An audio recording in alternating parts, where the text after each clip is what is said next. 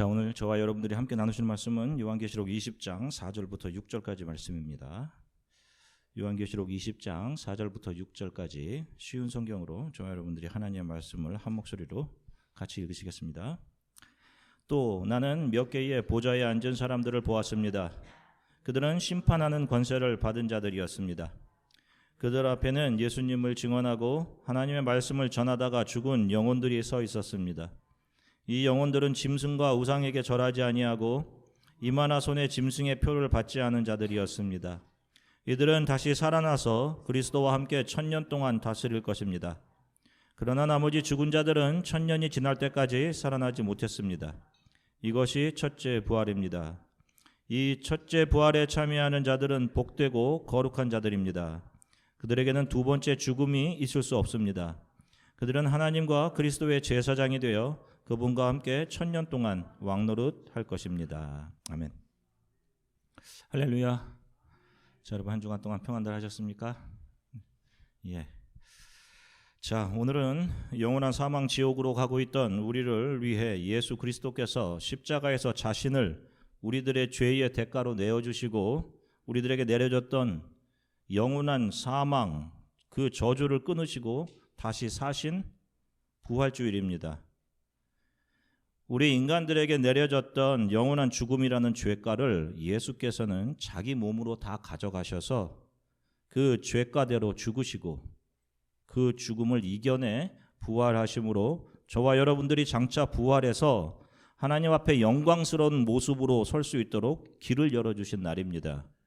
그래서 저희들에게는 부활이 우리 크리스찬들에게 산 소망인 것이고 이 주일이 너무도 영광스럽고 감사한 날인 것입니다.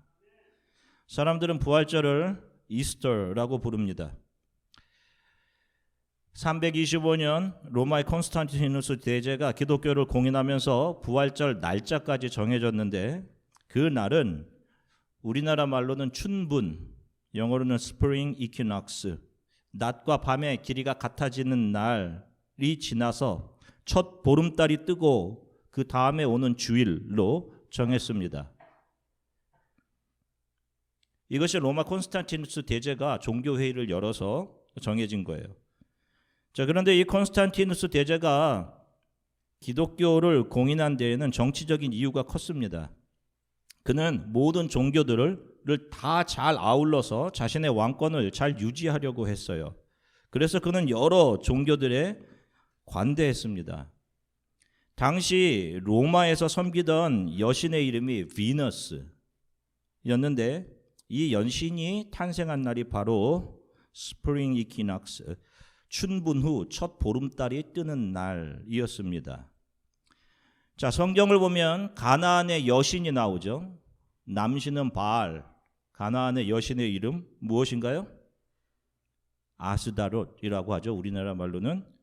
이것이 히브리어로는 이시타르입니다. 원어로는 이시타르.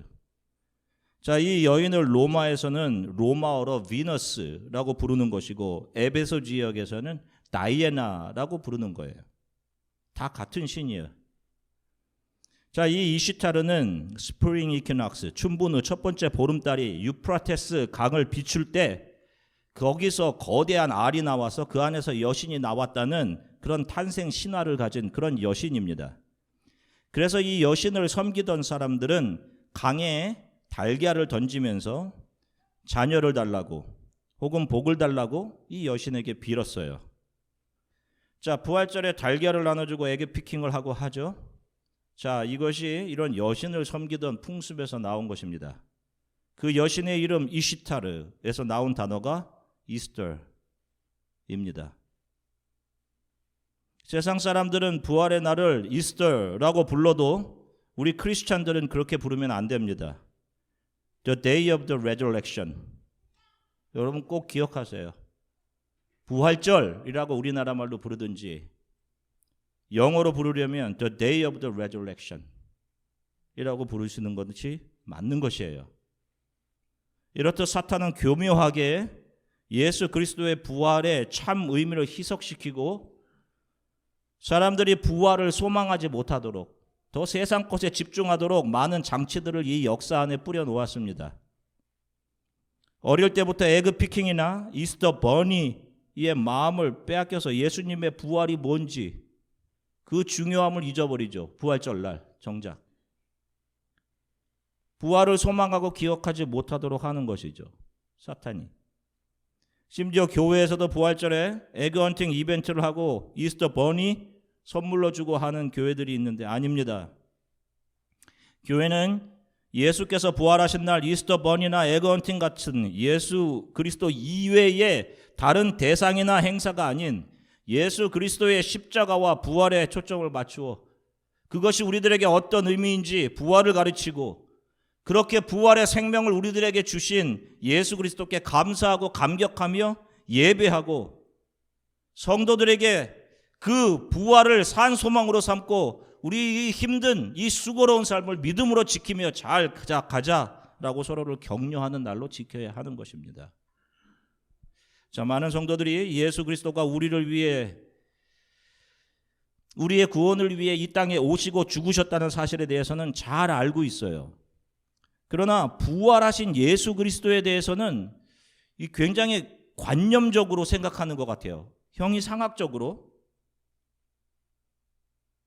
자, 예수 그리스도의 십자가의 죽으심으로 우리가 구원을 받았으니 이 땅을 긍정적으로 또 적극적인 자세로 살아서 이 세상에서 잘 되자, 성공하자, 높은 자리에 올라가자, 이것이 복이다라는 것을 복음으로 생각하는 분들이 너무도 많습니다.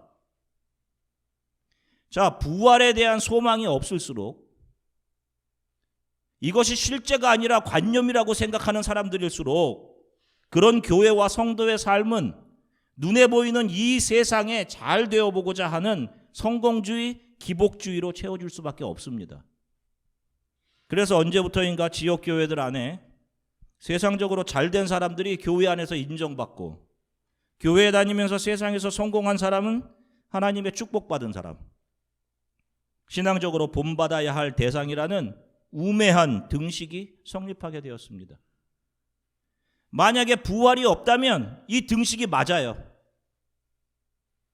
그러나 부활을 알게 되어서 부활을 소망하게 된 성도들에게 이 세상의 잘됨이나 가지고 누리는 것, 성공, 그런 것들은 먼지맛도 못한, 아니 사도 바울의 고백에 의하면 그런 것은 무엇만도 못한 거예요? 배설물만도 못한 것으로 여겨지게 되는 것입니다. 성도의 이 땅에서의 삶은 자기 자신이 원하는 곳에 있는 삶이 아닌 하나님이 보내시는 곳에 서 있어야 하는 것이 맞는 거예요. 제가 늘 말씀드리듯이. 그곳이 세상은 그거 실패의 자리인데, 그거 인정받지 못하는 자리인데, 세상이 그렇게 정의하는 자리라 할지라도 성도는 그곳에서 평생 동안 하나님의 은혜와 사랑을 주변에 오롯이 발산해내고 성도는 집으로 돌아가 하나님 앞에 서게 되는 것이고, 이 역사를 믿음을 붙잡고 견디고 인내하며 부활을 소망하며 지나갔던 모든 성도들과 함께 영원한 집에서 다시 만나서 새로운 삶을 살게 되는 거예요. 자, 고린도전서 15장 20절서부터 22절 쉬운 성경으로 같이 읽겠습니다. 그러나 이제 그리스도께서는 죽은 자들 가운데서 다시 살아나 잠자는 자들의 첫 열매가 되셨습니다. 죽음이 한 사람을 통해 온 것처럼 죽은 자들의 부활도 한 사람을 통해 옵니다. 아담 안에서 모든 사람이 죽은 것 같이 그리스도 안에서 모든 사람이 생명을 얻게 될 것입니다. 아멘. 자, 보세요. 여기 보시면 아담, 사람이라는 단어입니다. 자, 이 아담을 통해서 이 땅에 무엇이 왔다고 합니까? 죽음, 사망이죠. 아담 이후 모든 사람들은 사망으로 갑니다. 지금 저와 여러분들이 서로 다른 옷들, 또 장식물들, 또 세상이 불러주는 지위들로 옷 입고 있어서 그것이 살아있는 자기 자신의 모습이다라고 착각을 할 수 있는데, 저와 여러분들은 죄송하지만 죄라는 수의를 입고 사망 선고를 받고 영원한 죽음으로 가고 있는 중인 겁니다. 그 사망이 모든 인간들에게 내려진 저주입니다. 그러니 죄로 인해 영원한 죽음으로 가고 있는 이 물질계, 시간계 안에는 소망이 없는 거예요. 그런데 갑자기 이 역사 안에 산 소망이 나타났습니다.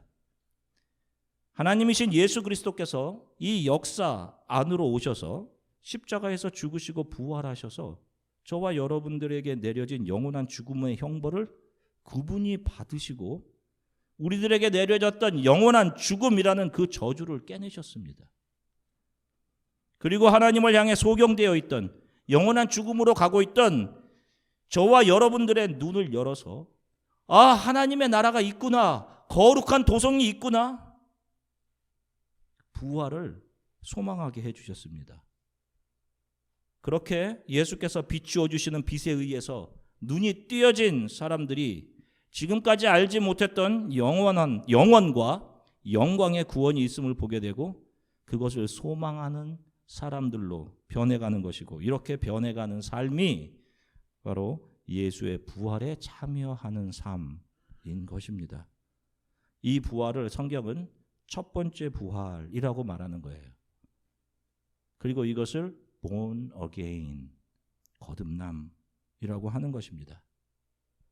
예수 그리스도의 영이 내 안에 오셔서 영원한 하나님의 나라에 대한 소망을 가지게 되는 것. 자, 성경을 읽는 사람들에게 자주 질문을 합니다. 성경을 읽다 보면 당신은 거듭났습니까? 너는 거듭났느냐? 자, 여러분들은 어떠세요? 이 첫 번째 부활을 경험한 사람들만 두 번째 부활하여 영원한 생명에 참여하게 됩니다. 근데 이 첫 번째 부활은 회개를 통해서 임해요. 예수님의 영이 저항할 수 없는 은혜로 우리 안에 들어오셔서 우리가 어떤 존재인지, 우리들의 삶의 목적이 무엇인지를 규명해 주십니다. 그래서 그거를 알게 된 순간 견딜 수 없어 해요. 내 안에 이런 죄가 있었구나.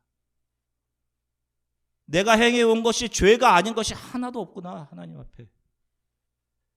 그리고 그 죄를 보게 된 사람들이 그리스도 앞에 엎드려, 주님, 제 안에 선한 것이 하나도 없습니다. 제가 죄인입니다. 이 고백과 회개의 눈물을 쏟아놓게 합니다.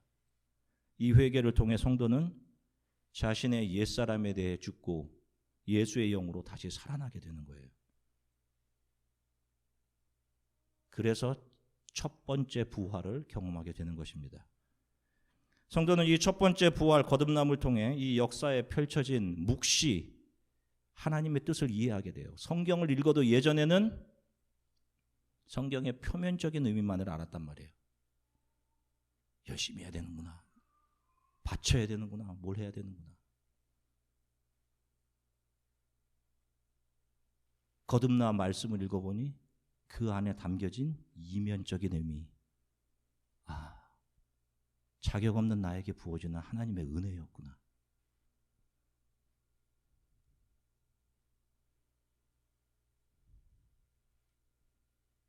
이후로부터 이들의 삶이 이 세상이 성공이라고 규정한 그 세상의 힘들을 따라가는 삶, 정착자의 삶, 자신을 채우는 삶에서 세상을 향해서 부자였던 자신의 욕망을 이제 비워가는 삶, 자신을 부인하는 삶, 자신이 주인 되어 자신의 삶을 이끌어가는 것이 아니라, 하나님, 저는 두 팔을 벌릴 테니 저의 삶을 이끌어가 주세요. 그렇게 예수께 순종하며 그분을 따라가는 삶, 자신에게 임한 그분의 사랑과 은혜, 부활과 영원한 구원을 다른 이들에게 전달해 주는 삶으로 그들의 삶이 변화되게 되는 것입니다. 그리고 이렇게 첫 번째 부활을 경험한 사람들 안에 쌓여있던 그동안 세상에 규명해 준 자기 자신의 자랑이었던 그 세상의 옷들, 그것들이 성령에 의해서 하나씩 벗겨지게 되는 거예요. 무화과 나무 해 입은 옷을 벗겨내시고 짐승의 가죽으로 옷 입혀주시는 것처럼, 이 성도들이 이 땅에서 자신의 옛사람, 육의 죽음을 경험하며 그 환난을 통과해 육체의 옷을 벗은 후 예수로 옷 입고 두 번째 부활을 통해 영원한 하나님의 나라에 이르게 되는 것입니다. 그래서 오늘 본문이 첫 번째 부활에 참여한 사람들이 복이 있다. 그들에게는 두 번째 올 영원한 사망이 그들을 삼키지 못한다라고 말씀하시는 겁니다. 여러분 점검하십시오. 여러분들이 정말 거듭난 사람들인지, 매일의 여러분들의 삶 안에서 부활을 소망함이 있는지. 우리는 세상과 멍에를 맨 사람들이 아닙니다. 이 세상에 속한 사람들이 아니에요.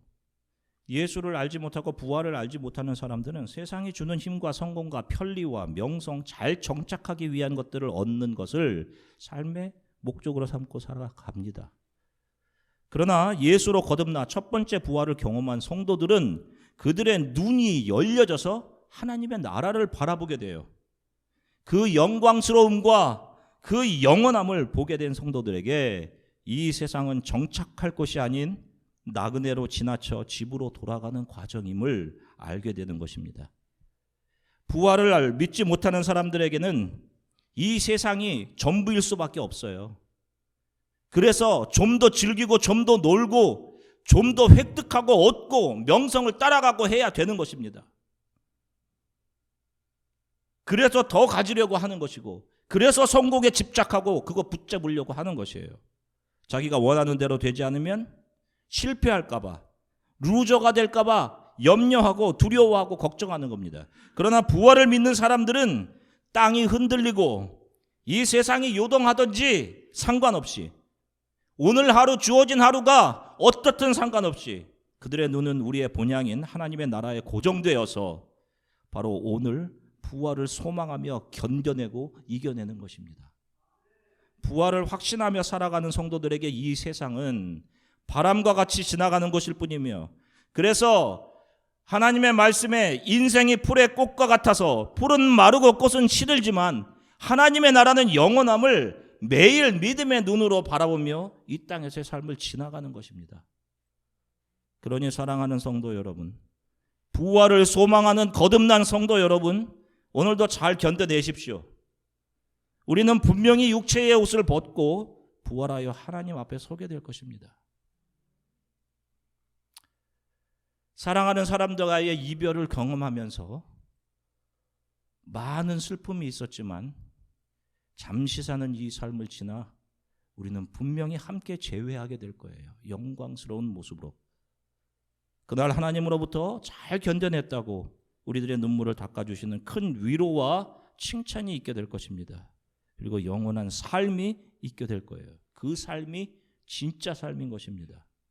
그러니 절망 가운데서도 이 부활을 소망으로 붙잡고 힘내어 신앙의 행진을 해 가십시오. 매일의 삶에서 영원한 구원과 부활이 있음을 기억하시고 살아가시길 주 예수 그리스도의 이름으로 간절히 축원합니다. 잠시 기도하겠습니다. 우리의 죄를 대속하시기 위해 죽으시고 부활하신 예수님, 그 예수님의 부활이 참 저와 여러분들에게는 어떤 의미인지요. 우리들에게 세상이 전부가 아니라 영원의 세계 하나님의 나라가 있음을 믿음의 눈으로 보게 하시고 그 부활을 소망하며 살게 하시니 감사합니다. 우리보다 먼저 이 신앙의 길을 간 신앙의 선배 선진들이 어떠한 상황 속에서도 부활의 신앙을 가지고 견뎌내고 이겨내고, 그래서 지금 묵시의 영역, 하늘의 영역에서 우리를 응원하고 있듯이 우리도 오늘 내가 처한 어떠한 상황 속에서도 부활의 신앙으로 오늘 하루하루를 견뎌내고 이겨내게 하나님 도와주십시오. 부활의 신앙을 붙잡고 살아가게 도와주세요. 우리 이렇게 잠시 기도하고 유아 세례식 하겠습니다. 잠시 기도하겠습니다.